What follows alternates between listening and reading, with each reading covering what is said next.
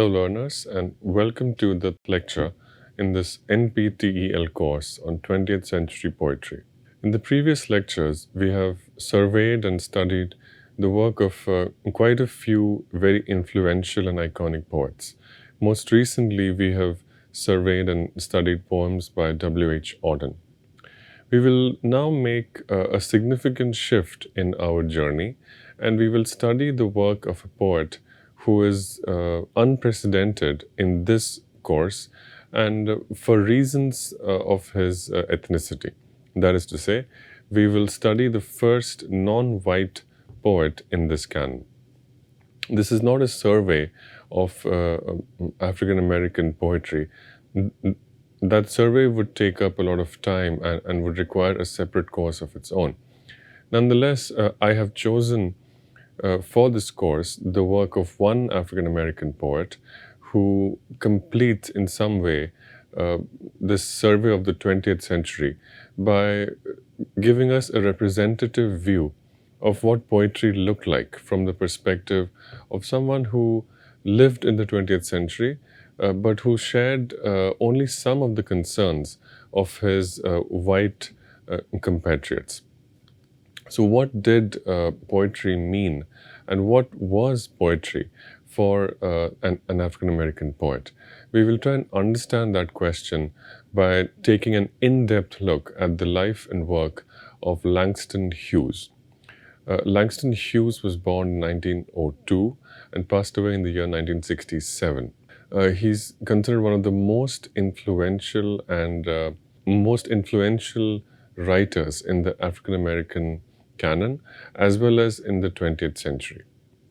Hughes was primarily a poet, and the majority of his extant works are poems, but he was by no means only a poet. He also wrote and published in a wide variety of other genres. He wrote novels, short stories, plays, as well as essays. Now, he wrote about many things, but among the chief subjects of his work, among his most favorite subject, the subject to which he returned to frequently, was his goal of portraying working class African American people. What were their hardships? What were the joys? What was life like for the average African American person? This was Hughes's great project, and he succeeded in doing so with a great deal of honesty, as well as without a great deal of sentimentality or negative stereotypes.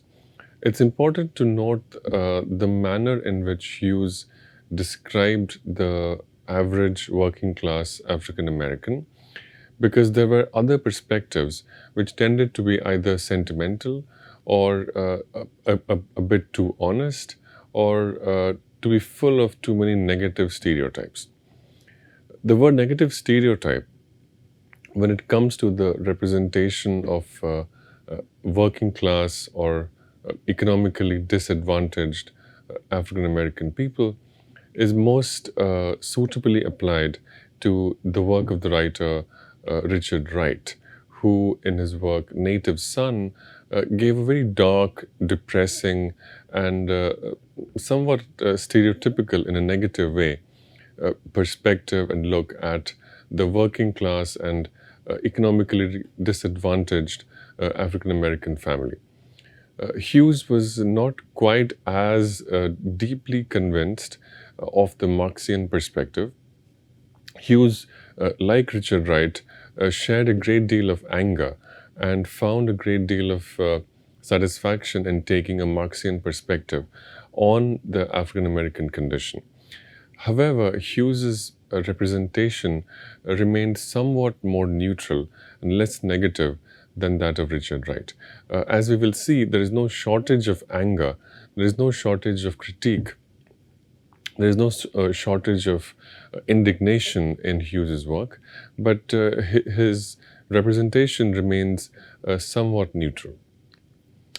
In his lifetime, Hughes enjoyed something of a mixed reputation. He was a powerful writer, everyone recognized that, but his reputation was somewhat mixed because several serious writers with influence, and intellectual standing often dismissed Hughes's work. Uh, a lot of writers dismissed Hughes's work as being too sensational because it relied too much on stereotypes, or because it was too close to vernacular or popular forms of African American culture. And we will get a better sense of exactly how Hughes could be too close to vernacular African American culture, and how that might sway some of his readers to believe that Hughes was not a very serious literary artist. Uh, Today, however, that view is no longer true, and Hughes is universally acknowledged as among the most influential and pioneering stylists in the African American literary canon. Another thing to note about Hughes was that Hughes played a central role in the Harlem Renaissance. The Harlem Renaissance was a flowering of Black intellectual, literary, artistic, and cultural life that took place in the 1920s. It took place in several cities, but one of the cities where a lot of these artists and writers were based was Harlem. And so it became known as the Harlem Renaissance, although it was by no means limited to Harlem alone. Now, we'll begin our discussion of Hughes by examining his connection to other writers in the African American tradition, as well as of the Harlem Renaissance. The way to understand how Hughes was similar to and different from such writers is to focus on the relationship between two cultural forms, the blues and the elegy. As discussed in the beginning of this course, the elegy can be considered the definitive poetic form of 20th century poetic writing. I have discussed how Jahan Ramazani, in his work The Poetry of Mourning, published in 1993, has given us a very powerful thesis and a very useful explanatory frame for understanding 20th century poetry. In Ramazani's thesis, elegy survives the modernistic innovations of the Anglophone poetic composition in the 20th century. And we have seen how in Ramazani's history of how 20th century poetry evolves through a kind of return, a frequent return, and a frequent preoccupation with the elegy, we have seen how in that history, Thomas Hardy plays a very, very important role. And Thomas Hardy sets the tone for a thoroughly modern form of grieving. The speaker or narrator refuses the traditional forms of consolation that the conventional elegy, as defined by writers like John Milton, offered. So, in the traditional elegy, the speaker of the poem consoled himself by looking at nature. So, just as the sun rose on the morning after the poet was grieving the death of his friend or someone he loved, the poet was convinced that just as the sun rose the next morning, in the same way, the person who had recently died would become a part of nature. So the death of the loved person, which initially was a source of great pain, becomes a comforting fact. That through death, the person that was loved and whose presence is so sorely missed, through their death, that person has become a part of nature. And in some way, the person has become much more widely diffused around the person who is grieving. This in essence, is the kind of consolation that the conventional elegy offered. In the modern elegy, however, this consolation is no longer found acceptable. The speaker of the modern elegy, as defined in poems by Thomas Hardy, insists on remaining disconsolate. This is a state of being that includes anger, grief, loneliness, self-pity. It also includes a sort of resentment and anger towards the deceased. It's not just that the speaker is angry that they are alone. In fact, the speaker finds reason to be angry at the person who has passed away. So this consolation or being disconsolate in the modern elegy, is an occasion for a whole range of emotions that the poet deems fit. Now, several poets in the 20th century practiced this style of elegy, this modern style of elegy, with an almost bottomless pit of resentment, sadness, grief, and anger, and a very unique and somewhat fecund combination of all of these emotions. There was Auden, there was Plath, there was Lowell, Sexton, Bishop, Heaney, and this is only a very small list. We will encounter the work of some of these poets in this course, and some we have already encountered. So, the genealogy of the elegy, going back to classical Rome and Restoration England, as well as its modern day incarnation in the work of poets who wrote in the English language, and poets who were educated in colleges and universities, poets who used standard Queen's English, poets who were quite well versed in the use of the English language. All of this suggests that the elegy is a cultural form that is somewhat elite. It has a very high cultural reputation. It has an Anglophone and serious quality. These are some features of the elegy. Now, in stark opposition to these features stands a different cultural form, which is the blues. The blues is a popular style of singing and making music that originated in early 20th century America. The blues were songs that were played in restaurants and bars, frequented by working class, mostly black men and women, who wanted simply to relax. They wanted to forget their worldly concerns and have a good time before returning to their grim existence the morning after. So the blues emerged almost as a parallel consequence of the social inequalities that black people suffered in early 20th century America. The blues are a cultural form that are connected to songs like the spirituals, which emerged from the experience of enslavement and racial inequality that African American people experienced in early 20th century America. Indeed, one of the most popular definitions of the blues, as given by a very popular singer, is simply that a blues is a good man feeling bad. Right? So, blues is almost universally a synonym for sadness. Of course, it's not universal sadness. It is a particular form of sadness, and a sadness that was experienced by people from a particular ethnicity and a particular community. That is to say, African Americans in early 20th century America.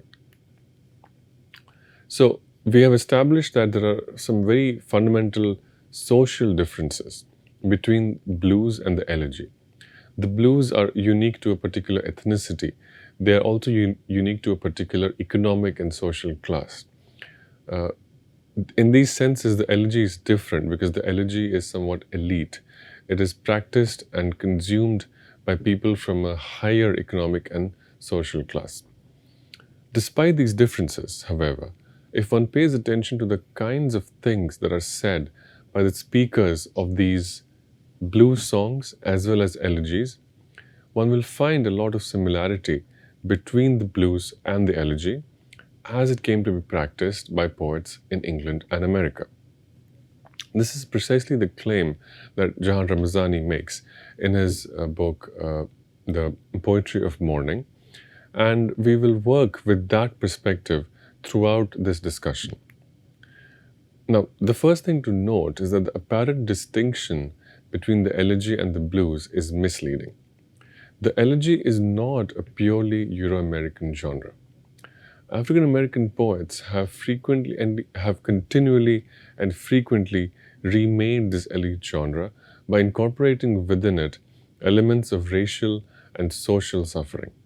And to get an example of how African American poets have remade this elite genre, we can look at a stanza from a poem by Phyllis Wheatley. Phyllis Wheatley is among the earliest and most canonical African American poets.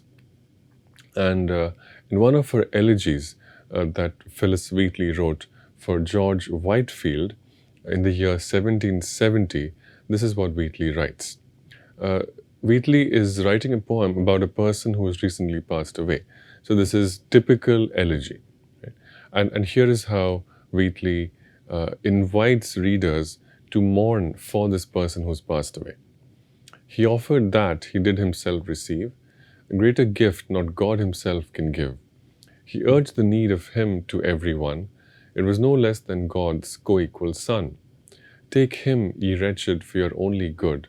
Take him, ye starving souls, to be your food. Ye thirsty, come to this life-giving stream. Ye preachers, take him for your joyful theme. Take him, my dear Americans, he said. Be your complaints in his kind bosom laid. Take him, ye Africans, he longs for you. Impartial Savior is his title due.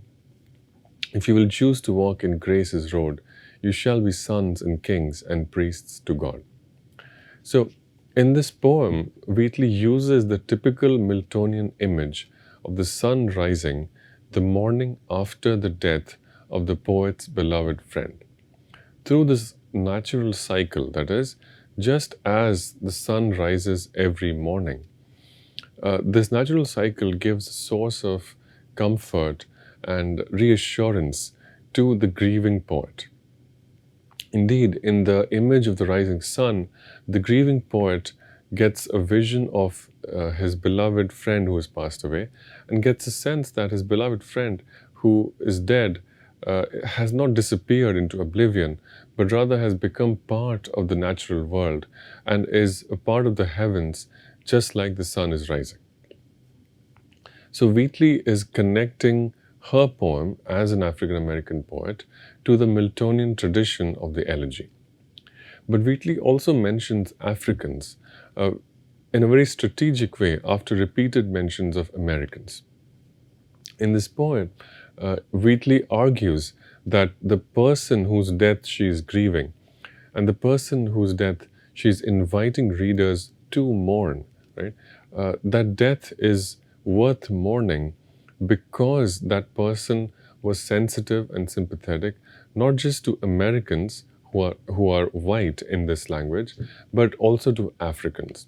That is to say, the person who's passed away deserves our sympathy and deserves our grief because of his sympathetic view towards abolitionism.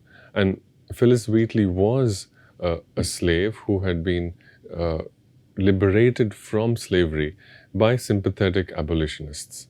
So slavery, the experience of being black, the experience of being not free, the experience of being African, these ideas, these powerful realities are made a part of the Euro-American tradition.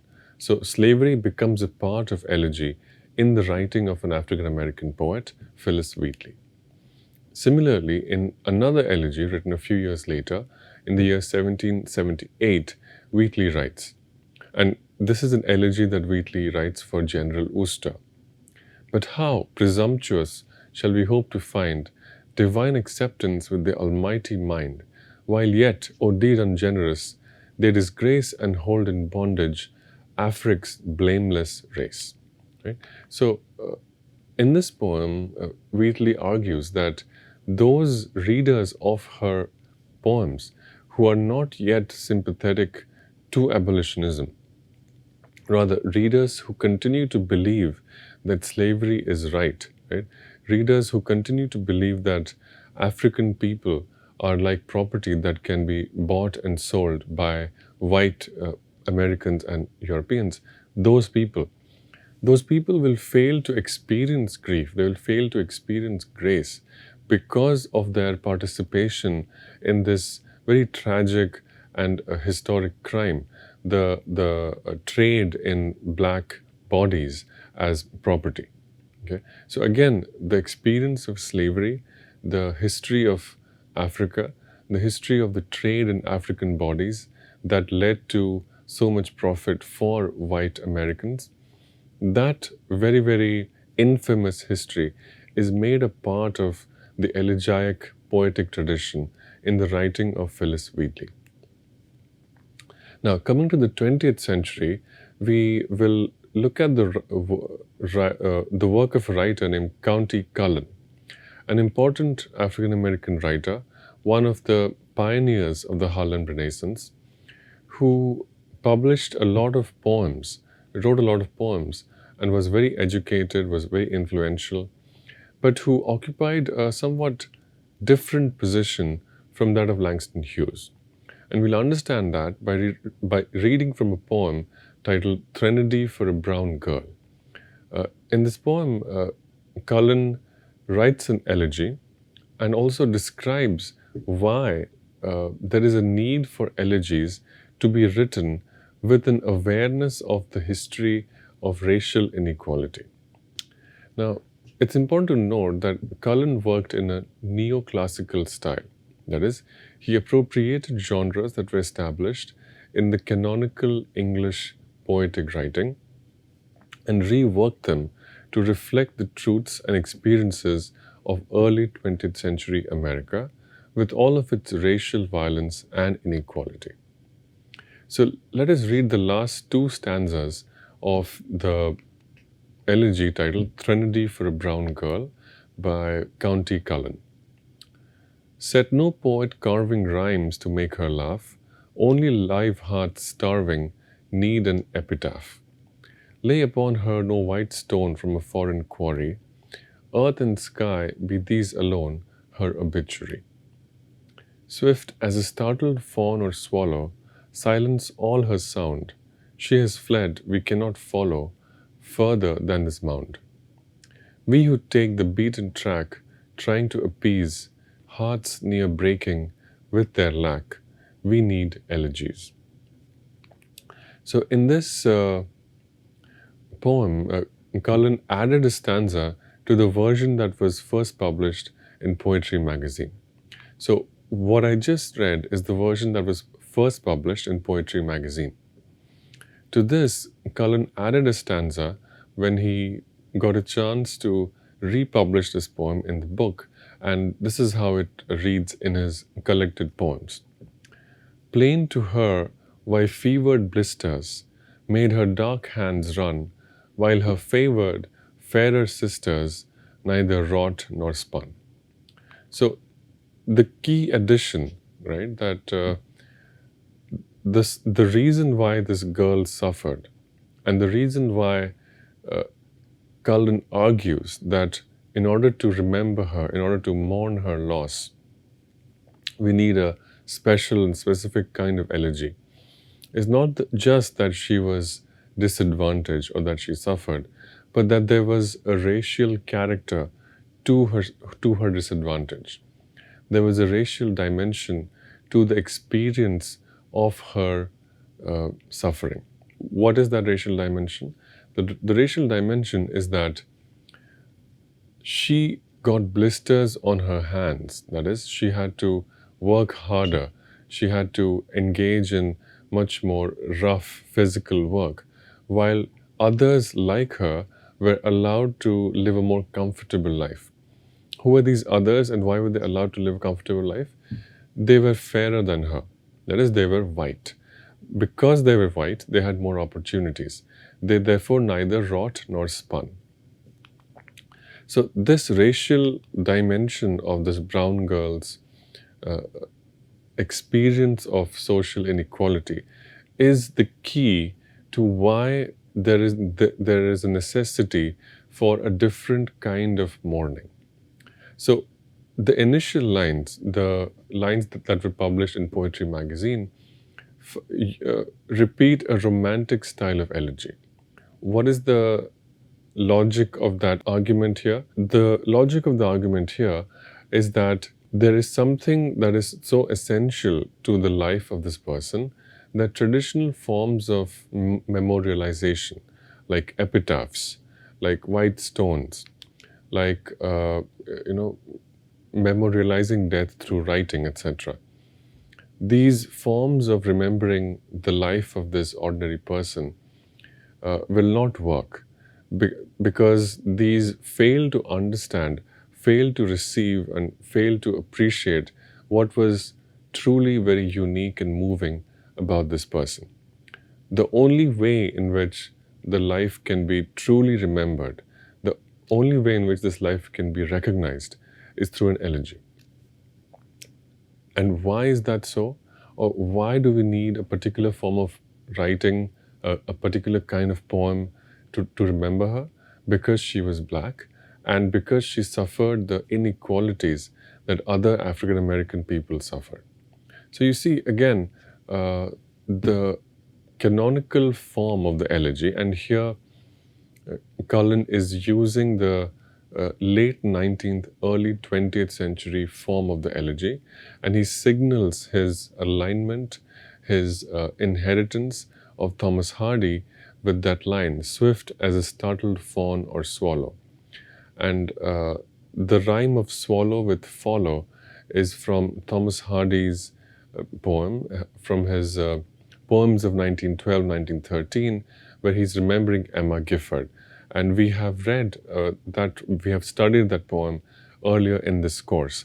I encourage learners to recall that lecture and to compare how this poem is significantly different and yet inspired by that poem. In Hardy, the rhyme is one cannot follow on wing of swallow. Here again, swallow and follow are rhymed, but the arrangement is somewhat different. Nonetheless, those two words are there, identical. So, what is happening here then? Cullen, we see, doesn't deny the importance of race as a powerful shaping influence for the poetry written by African Americans. That is to say, Cullen argues that poetry is very necessarily shaped by the experience of race and by the experience that African Americans as a community had. But Cullen struggles to reconcile the social and vernacular aspects of this black experience of being racially other with the literary and formal conventions of writing that allowed for mourning, lamentation, and loss in poetry. That is to say, another way of saying this is to say that for Cullen, the romantic lineage, the literary lineage of the elegy is almost more important than the experience of being black and African American. It is the accuracy of Cullen's poetic language. It is the alignment of Cullen's poem with, say, Thomas Hardy's, which enables his poem to describe the experience that is unique to African Americans. In line with this perspective, we also must remember that Cullen praised his contemporary, Langston Hughes, for writing about race, but dismissed Hughes's poems as too popular. For Cullen, Hughes's poems were too far from the expectations of literary form to be considered poetry in a serious sense of the word. That is to say, one could not find, and Cullen could not find, and certainly we cannot find, the kind of alignment in Hughes's poems that we just saw in Cullen's poems. The alignment between the writing of this African American poet and the words one can find in the poems of famous and canonical English poets like Thomas Hardy. So for Cullen, this difference or this mismatch between a canonical literary form and a popular vernacular form is illustrated by the difference between the blues and the elegy. For Cullen, the blues are a popular oral entertainment, while the elegy, with its lineage going back to centuries of English writing, was literature. And finally, the last quote from Cullen, which will help us situate Hughes's place in this African American canon, is from a poem that Cullen wrote titled Colored Blues Singer. In this poem, Cullen writes, addressing the colored blues singer, "You make your grief a melody and take it by the hand." And so, this phrase, "you make your grief a melody and take it by the hand," is key to understanding the difference between how Cullen viewed himself as a poet and how Cullen viewed the workings of an African American poet, whereas the workings of an African American blues singer. A blues singer took grief and made it into a melody, right? So, in a blues song, grief was transformed into something musical. This was different from what Cullen expected and wanted a writer to do. For a poet, grief must not be transformed into a melody. It must remain in some ways recognizable as grief in a very literary, verbal, poetic form.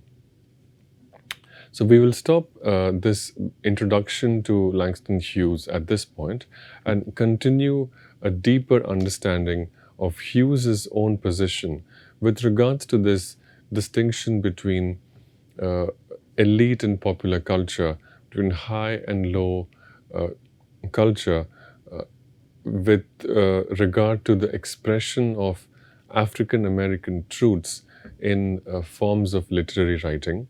We will continue that in the next lecture. Thank you.